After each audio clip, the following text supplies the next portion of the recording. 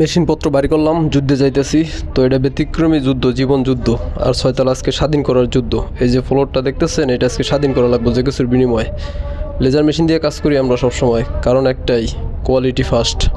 আমাদের এই লেজার দিয়ে কাজ করলে কোয়ালিটি ওকে থাকে, 100% ওকে থাকে। এই যে ফ্লোর একবারে বন্ধ, কিন্তু চাইনিজের জিনিসগুলো কি জানেন? চাইনিজের সাথে কাজ করে অনেক কিছু শেখা যায়। এই যে ফ্লোর বন্ধ, তারপরে দেখেন প্রত্যেকটা মেশিন প্যাকেট করে রাখছে একবারে। এই ফ্লোরটা আজকে আমাদের জন্য বন্ধ আর কি। আমরা এই ফ্লোরের কাজ যেভাবে হোক আজকে শেষ করে দিতে হবে। তো সব মিলে জিলে আছি আলহামদুলিল্লাহ, ভালোই, সবাই কাজ করতেছি।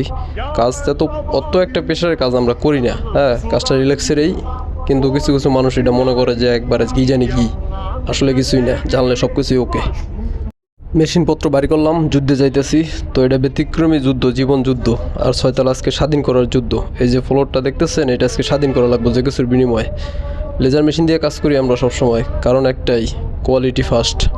আমাদের এই লেজার দিয়ে কাজ করলে কোয়ালিটি ওকে থাকে, 100% ওকে থাকে। এই যে ফ্লোর একবারে বন্ধ, কিন্তু চাইনিজের জিনিসগুলো কি জানেন? চাইনিজের সাথে কাজ করে অনেক কিছু শেখা যায়।